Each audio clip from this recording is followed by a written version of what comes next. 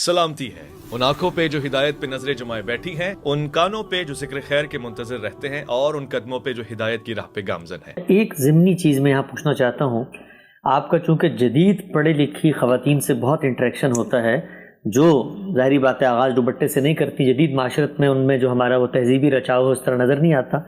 आम ख्याल ये है और मजहबी लोग बिलूम भी सोचते हैं कि ये जो ख़वातीन हैं दुपट्टा नहीं करती, बाल वाल बना के आ जाती हैं, इनके अंदर जो हया का जज्बा है वो नहीं होता, तभी ये काम करती हैं। आपका जो माजी में हज़ारों की तादाद में इन ख़वातीन से इंटरेक्शन रहा, क्या अंदाज़ा हुआ कि उनके अंदर वो हया की हसासियत मौजूद होती है? इसको अगर थोड़ा उजागर किया जाए, इनकरेज किया जाए तो आगे बढ़ेंगे। अरे भाई, मर्द हो औरतें हो, हम सब कमज़ोर इंसान होते हैं। हमारे गिरदो पेश में जब एक माशरत वजूद में आ जाती है तो हम उससे मुतासर होते हैं।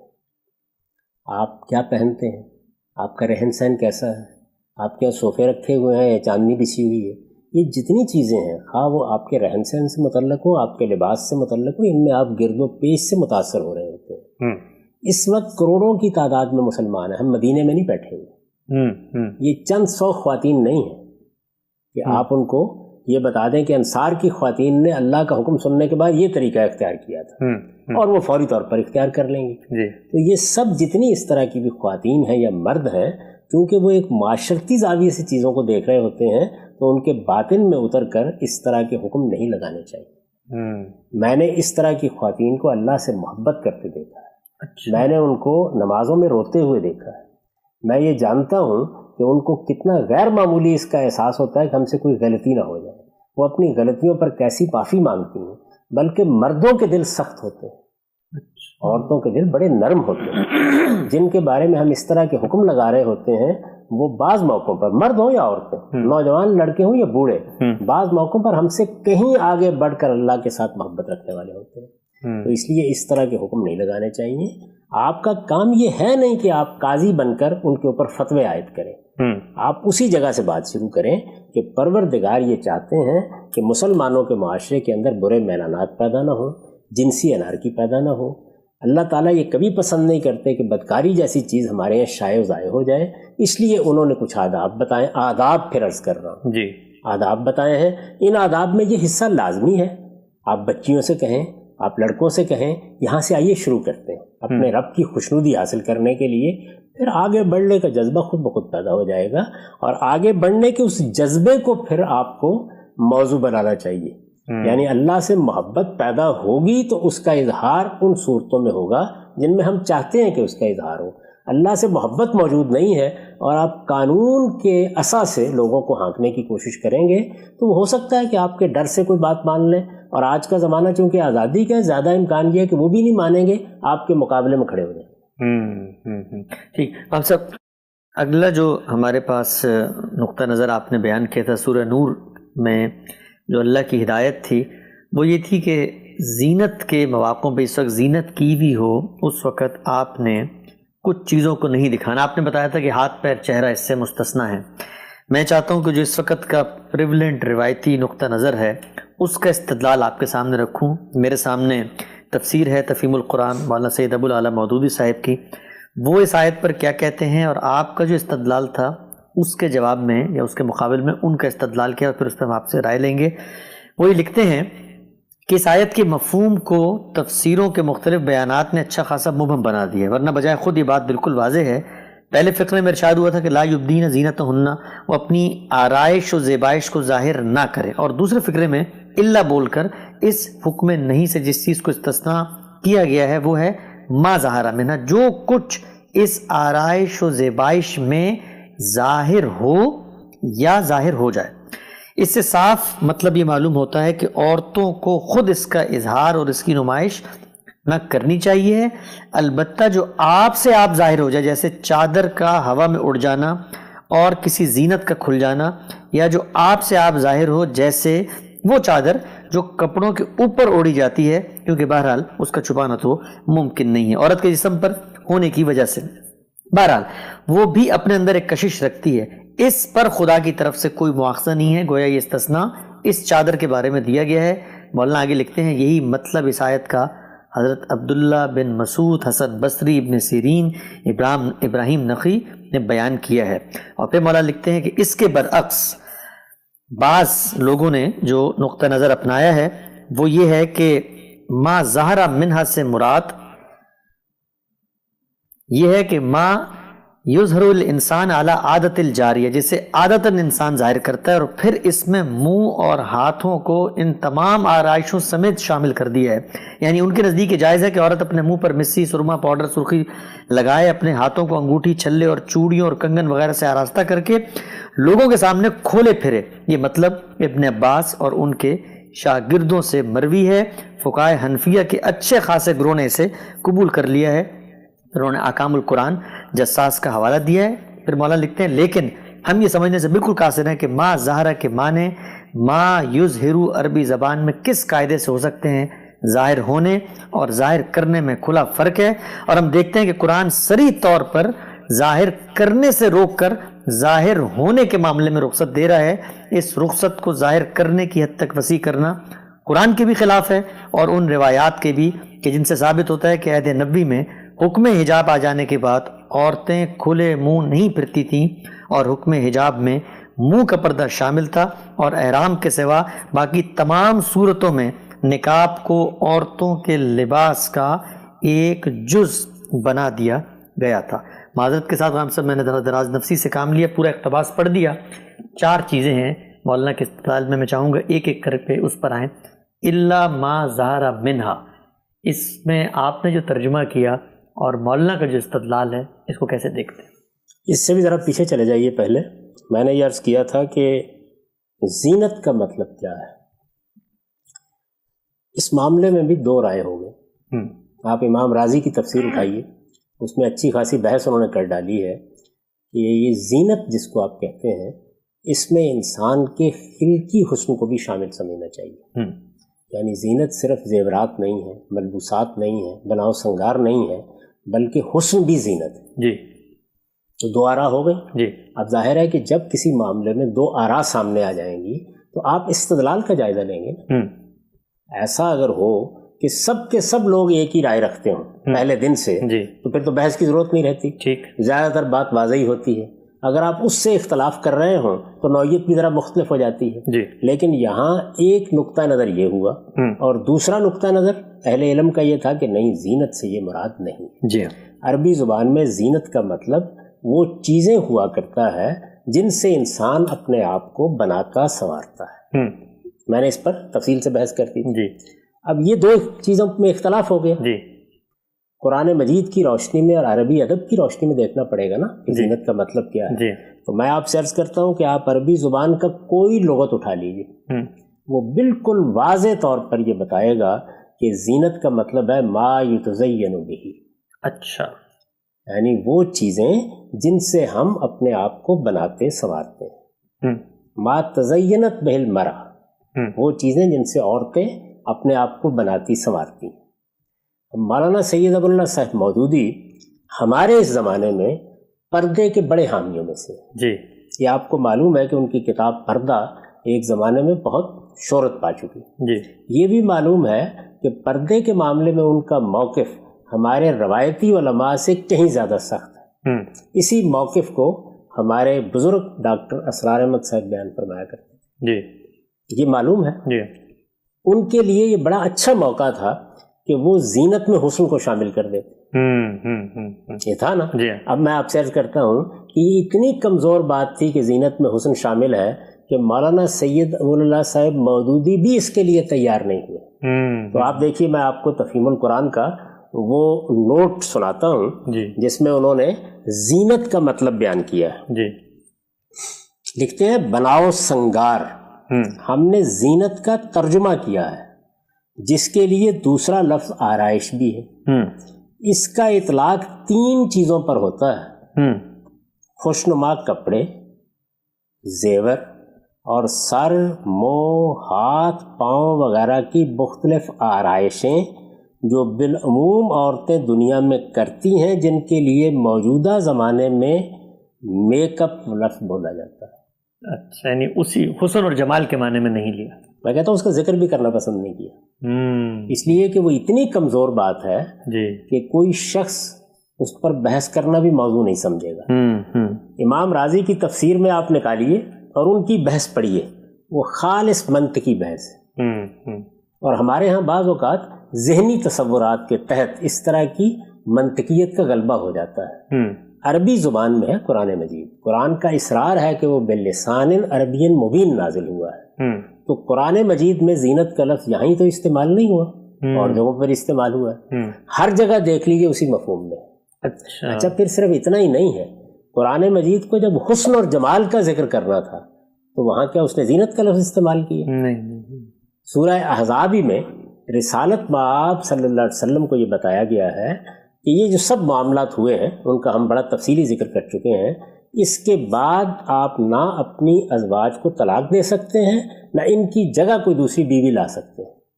یہ بات جہاں کہی ہے تو وہاں جانتے ہیں کیا الفاظ ہے؟ وَلَوْ أَعْجَبَكَ حُسْنُهُنَّ. اچھا، حسن کا لفظ اختیار کیا. حسن کا لفظ. اگرچہ کسی خاتون کا، کسی عورت کا حسن آپ کو کتنا ہی پرکشش کیوں نہ محسوس ہو، یعنی یہ نہیں کہا وَلَوْ أَعْجَبَكَ زِينَتُهُنَّ، وَلَوْ أَعْجَبَكَ حُسْنُهُنَّ، یہی لفظ اختیار کیا. جانوروں کو لوگ باہر لے کے نکلتے ہیں، دیہاتی زندگی میں ان میں بڑا حسن ہوتا ہے، ایک منظر پیدا ہو جاتا ہے، تو وہاں پر بھی یہ جمال کا لفظ استعمال کیا. رسالت میں آپ صلی اللہ علیہ وسلم نے روایتوں میں دیکھ لیجیے، پورا عربی زبان کا ذخیرہ آپ اٹھا لیں. قرآن مجید خود عربی زبان کا ماخذ ہے، کلام عرب سارا پڑھ ڈالیے. اسی طرح عربی لغت دیکھ لیجیے. ارے اہل لغت کیا کرتے ہیں، وہ جو متواتر مفاہیم ہوتے ہیں یا اخبار احاد سے ہم تک پہنچتے ہیں ان کو ثبت کر دیتے ہیں اور ریکارڈ کر لیتے ہیں اس کو. تو آپ دیکھ لیجیے، یعنی زینت میں جمال کو لغت کے لحاظ سے شامل ہی نہیں کیا جا سکتا. ٹھیک ٹھیک ٹھیک ٹھیک. چنانچہ مولانا سید ابو اللہ صاحب مودودی نے بھی، اگرچہ ان کا نقطہ نظر اسی نوعیت کا ہے، یعنی وہ چاہتے ہیں کہ ہر چیز چھپا لی جائے، لیکن یہ بات یہاں نہیں کہی. تو اس لیے پہلی بات تو یہ سمجھ لیجئے کہ جب یہ کہا کہ وَلَا يُبْدِينَ زِينَتُهُنَّ، تو زینت سے مراد بہرحال یہی ہے.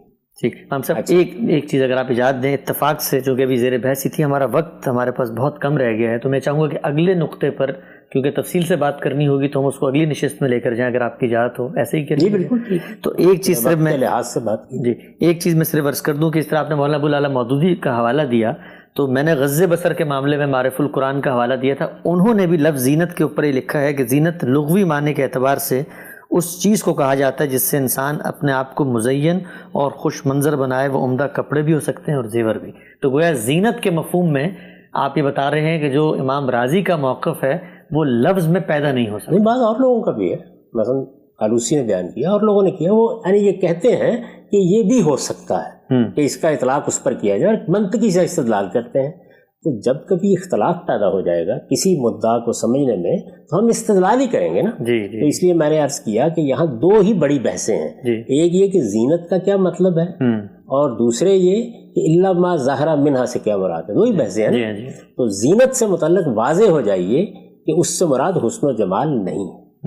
ہمارے ہاں عام طور پر واعظ حضرات، پردے کی تلقین کرنے والے جب اس آیت کو پڑھتے ہیں تو یہ بیان کر دیتے ہیں، اور اس کا نتیجہ بھی سمجھ لیجئے.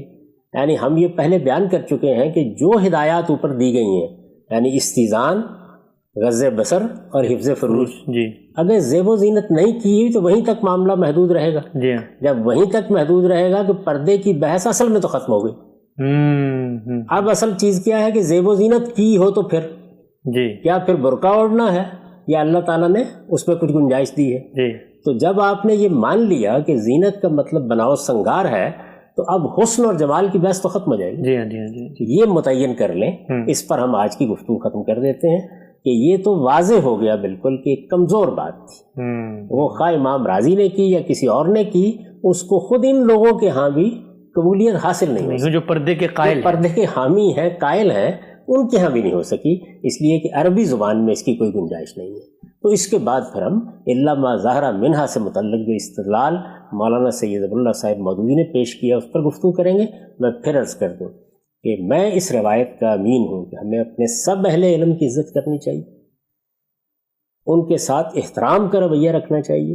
انہوں نے اگر کوئی رائے قائم کی ہے تو انہوں نے بڑی خدمت انجام دی ہے، اس لیے کہ اس سے اللہ کی کتاب کو سمجھنے کی طرف آپ کی رغبت ہوتی ہے. اس کے نتیجے میں مختلف نقطہ نظر سامنے آتے ہیں. اس سے کتاب اللہ کے غوامض کو کھولنے کا موقع ملتا ہے. تو اس کو کبھی بھی استخفاف کی نظر سے نہیں دیکھنا چاہیے. البتہ استدلال کا جائزہ ظاہر ہے بے رحمی سے لیا جائے گا, وہ ہم انشاءاللہ مزید لیں گے. اس آیت میں دوپٹے کو لازم کیسے کیا جاتا ہے یہ آپ کے سامنے رکھوں, پھر آپ کی رائے رو. میرے سامنے اس وقت تفہیم القرآن ہی ہے مولانا سید ابو الاعلیٰ صاحب مودودی علیہ رحمہ کی. وہ اس آیت کے وضاحت میں لکھتے ہیں کہ زمانہ جاہلیت میں عورتیں سروں پر ایک طرح کے کساوے سے باندھے رکھتی تھی جن کی گرہ جوڑے کی طرح پیچھے چوٹی پر لگائی جاتی تھی. سامنے گریبان کا حصہ کھلا رہتا تھا جس سے گلا اور سینے کا بلائی حصہ صاف نمایاں ہوتا تھا. چھاتیوں پر قمیض کے سوا کوئی چیز نہ ہوتی تھی اور پیچھے 2-3 چوٹیاں لہراتی رہتی تھیں. تفسیر کشاف کا انہوں نے حوالہ دیا اور ابن کثیر کا بھی حوالہ دیا, یعنی اس حلیے کے مطابق. مولانا فرماتے ہیں کہ اس آیت کے نزول کے بعد مسلمان عورتوں میں دوپٹہ رائج کیا گیا, جس کا مقصد یہ تھا کہ آج کل کی صاحبزادیوں کی طرح بس اسے بل دے کر گلے کا ہار بنا لیا جائے, بلکہ یہ تھا کہ اسے اوڑھ کر سر, کمر اور سینہ سب اچھی طرح ڈھانک لیا جائے. اہل ایمان خواتین نے قرآن کا یہ حکم سنتے ہی فوراً جس طرح اس کی تعریف کرتے ہوئے سیدہ عائشہ فرماتی ہیں کہ جب سورہ نور کی آیت نازل ہوئی تو رسول اللہ صلی اللہ علیہ وسلم سے اسے سن کر لوگ اپنے گھروں کی طرف پلٹے اور جا کر انہوں نے اپنی بیویوں, بیٹیوں, بہنوں کو اس آیت کے بارے میں بتایا. انصار کی عورتوں میں سے کوئی ایسی نہ تھی جو یہ آیت سن کر اپنی جگہ بیٹھی رہ گئی ہو. ہر ایک اٹھی اور کسی نے اپنا کمر پٹا کھول کر, کسی نے چادر اٹھا کر فوراً اس کا دوپٹہ بنا لیا اور اوڑھ لیا. تو یہ مولانا مودودی نے اس آیت سے خمار یعنی دوپٹے کے لزوم کی ایک دلیل دی ہے, اور انہوں نے یہاں پر پہلے تو روایت پیش نہیں کی تھی, یہاں ایک روایت پیش کی. اس روایت کو میں ترجمہ کر دیتا ہوں. سیدہ عائشہ کی روایت ہے, وہ یہ کہتی ہیں جب یہ آیت نازل ہوئی وَلْيَضْرِبْنَ بِخُمُرِهِنَّ, تو اپنے دوپٹے اپنے سینوں پر ڈال کر رہا کرو. تو یہ سنتے ہی انصار کی عورتیں اپنے تہبند دونوں کناروں سے پھاڑ کر اس کی اوڑھنیاں بنا لیتی ہیں, اور یہ سندن صحیح روایت ہے. تو کیسے دیکھتے ہیں خمار کے لزوم کو جو اس آیت سے برآمد کیا جا رہا ہے؟ اس میں کیا چیز ہے جو قابل اعتراض ہے؟ بالکل صحیح بات ہے. یعنی جب اللہ تعالیٰ نے قرآن مجید میں یہ ارشاد فرمایا کہ سینے کے زیورات ڈھانپ کر رکھے جائیں گے, گریبان پر دوپٹہ لیا جائے گا, یہ بات قرآن مجید نے بیان کی ہے. اس پر ہم تفصیل سے گفتگو کر چکے ہیں. ارشاد فرمایا وَلْيَضْرِبْنَ بِخُمُرِهِنَّ عَلَىٰ جُوبِهِنَّ, یعنی جن زینتوں کو چھپانے کی ہدایت کی گئی ہے ان میں سینے کے زیورات شامل ہیں, لہٰذا تم اپنے دوپٹے ان پر آنچل کی طرح ڈال لو. اللہ تعالیٰ کی اس ہدایت پر عمل کرنا ہی تھا مسلمان خواتین, انہوں نے عمل کیا. جو پہلے اہتمام نہیں کرتی تھیں انہوں نے فوری طور پر اہتمام کا فیصلہ کیا. جہاں پہلے اہتمام موجود تھا ظاہر ہے کہ اسے جاری رکھا گیا ہوگا.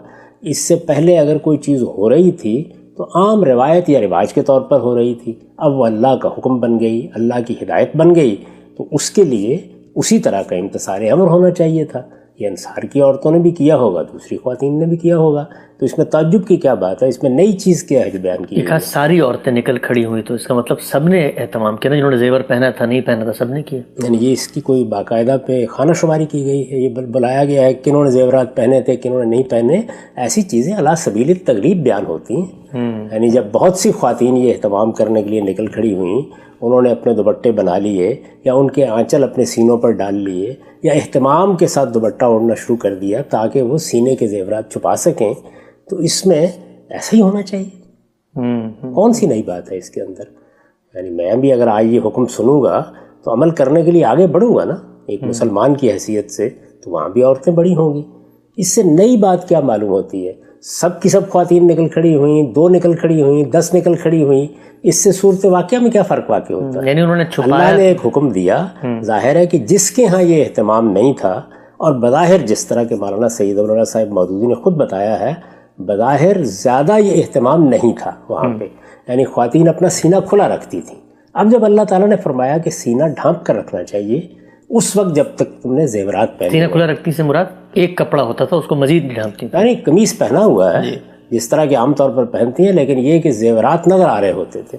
زیر بحث کیا ہے کہ اگر تم نے زینت کی ہوئی ہے, زیورات پہنے ہوئے ہیں, براؤ سنگار کیا ہوا ہے, تو سینے کو ڈھانپ کر رکھو. یعنی سینے کے زیورات چھپانے کے ہیں, یہ الا ما ظہر منہا میں شامل نہیں ہے. اس پر ہم بڑی تفصیل کے ساتھ گفتگو کر چکے ہیں. تو جب یہ بات واضح ہو گئی اور مسلمان خواتین پر واضح ہو گئی تو انہیں اللہ تعالیٰ کے اس ارشاد پر عمل کرنا تھا. یہ اسی کی تفصیل ہے، اس میں کیا نئی چیز؟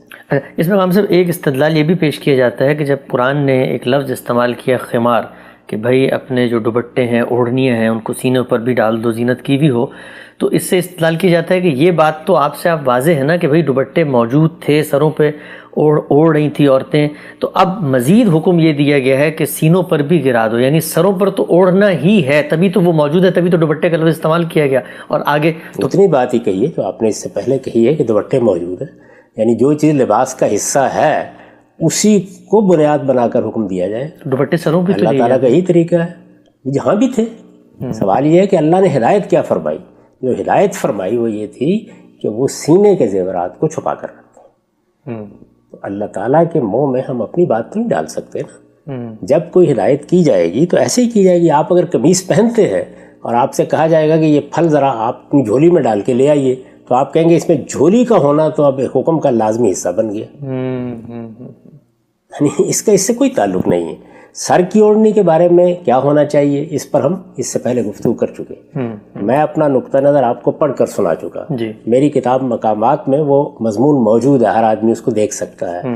لیکن یہ کہ اس طرح کی استدلالات کرنے کی ضرورت کیوں پیش آتی ہے؟ اللہ کی کتاب بالکل واضح ہے، اس کے احکام بالکل واضح ہیں. آپ ذرا ایک نگاہ تدبر کے ساتھ ڈال کر دیکھیے کہ جو گفتگو ہم نے اس سے پیچھے کی ہے، نہ سورہ احزاب میں کوئی ایسی بات ہے کہ جس میں کوئی ابہام رہ گیا ہو، نہ سورہ نور میں کوئی ایسی بات ہے.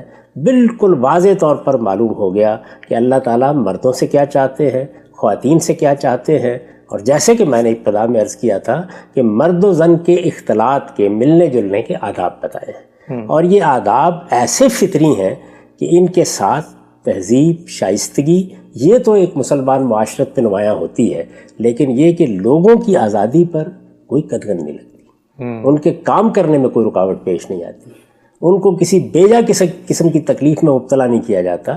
تہذیب اور شائستگی سکھائی جاتی ہے، اور اس کے تمام پہلو واضح ہو گئے. یعنی یہ کہ غض بصر سے کیسے کام لینا ہے، حفظ فروج کے لازمی نتائج کیا ہیں، اور اسی طرح زینتوں کے معاملے میں اللہ تعالیٰ کیا ہدایت فرما رہے ہیں، ان کو سامنے رکھیے. ان روایتوں میں کوئی چیز اس سے مختلف نہیں ہے، کوئی چیز اس کے خلاف نہیں ہے. اگر یہ روایتیں صحیح ہیں تو بالکل ٹھیک اس مدعا کو بیان کر رہی ہیں جو مدعا اللہ تعالیٰ کا ہے. اچھا مولانا نے ایک اور بات بھی یہاں پر لکھی جی کہ مسجد نبوی میں ایسا نہیں تھا کہ کوئی خاتون آ جائے اور اس کے سر پر، یعنی جو صورتحال مسجد نبوی کی نظر آتی ہے تو مسجد کے اندر ایک غیر معمولی اہتمام، زینت ہو یا زینت نہ ہو، وہاں دوپٹہ اوڑھنے کا اس کا مقصد یا اس کا مطلوب مذہب میں کچھ اور ہے زینت کے علاوہ؟ اس پہ کیا کہنا چاہتے ہیں؟ مسجد نبوی کے بارے میں یہ ساری معلومات کہاں سے حاصل ہوئی ہیں؟ جو مسلمان خواتین کے عام لباس تھے وہاں انہی کو پہن کر وہ آتی تھی. اور یہ ہمیں معلوم ہے کہ خواتین کو رسالت مآب صلی اللہ علیہ وسلم نے یہ ہدایت کی تھی کہ جب وہ نماز میں اللہ کی بارگاہ میں جائیں تو اپنے سر کی اوڑھنی بھی اپنے اوپر رکھیں. جی مولانا لکھتے ہیں کہ دوسرے روز صبح کی نماز کے وقت جتنی عورتیں مسجد نبوی میں حاضر ہوئیں اس آیت کے نازل ہونے کے بعد سب دوپٹے اوڑھے ہوئے تھیں. یعنی یہاں پر صبح ظاہری بات ہے نماز کے وقت کوئی آئے گا تو سب تو زیور نہیں پہنے گا، لیکن دوپٹے سب نے پہنے ہوئے تھے. دیکھیے اس طرح کے جو چھوٹے چھوٹے زیورات ہوتے ہیں نا، جو عام طور پر گلے میں ہوتے ہیں، وہ خواتین پہنتی ہیں. عربوں کے ہاں تو اس کا بہت رواج تھا. اس طرح کی جو اجمالی باتیں ہیں ان سے آپ کیا تصویر بنانا چاہتے ہیں؟ وہ تصویر قرآن مجید نے پوری بنا دی ہے. یعنی بتا دیا ہے کہ کیا ہوا ہے کیا نہیں ہوا. پیش نظر کیا ہے؟ یعنی اب ان روایتوں کی بنیاد پر قرآن مجید کے حکم میں کوئی اضافہ کرنا ہے، اس کو تبدیل کرنا ہے، اس میں ترمیم کر دینی ہے. جو اللہ تعالیٰ نے احکام قرآن مجید میں دیے ہیں انہی کو سامنے رکھ کر ہم دیکھیں گے کہ ان پر عمل کرنے کے لیے خواتین نے یہ اہتمام کیا. کیا بیان فرما رہے ہو؟ یہ آیات اتری تو انہوں نے عمل کیا یا کوئی خصوصی احکام دیے گئے تھے؟ جب یہ آیات اتری تو پھر آیات کو پہلے سمجھا جائے گا. جی جی اس میں کیا ہدایت کی گئی ہے، کیا رہنمائی دی گئی ہے. جو ہدایت کی گئی ہے، جو رہنمائی، آپ یہ ترتیب الٹ رہے ہیں، اور یہ ہمارے پورے مذہبی علم کے ساتھ حادثہ ہوا ہے. یعنی قرآن مجید پر عمل کرنے کے لیے بتایا جا رہا ہے کہ انصار کی خواتین نکلی. قرآن مجید کیا کہہ رہا ہے اس کو ہم نے پوری طرح واضح طور پہ سمجھ لیا، تو اسی پر عمل کرنے کے لیے نکلی ہوں گی. بیان کرنے والے دو خواتین نے اگر کوئی معاملہ کیا ہے تو اسی طرح بیان کر دیں گے. جو آدمی تاریخی روایات سے واقف ہے کیا وہ نہیں جانتا کہ کس طرح سے 2-3 چیزیں صادر ہوئیں، لیکن ایسے لگتا ہے کہ جیسے ساری دنیا میں یہی معاملہ ہو رہا ہے۔ راوی حضرات یہ بیان کرتے رہتے ہیں۔ تو صحیح اصول یہ ہے کہ اللہ کی کتاب قرآن مجید جب کسی چیز کو بیان کر دے تو آپ یہ دیکھیے کہ اس میں پہلے کیا فریم فراہم کیا گیا ہے، وہ کیا 4 کارنرز ہیں جو متعین کر دیے گئے ہیں، بس ان کے اندر رہ کر تمام روایات کو دیکھا جائے گا۔ میرے نزدیک اس میں کوئی نئی بات نہیں۔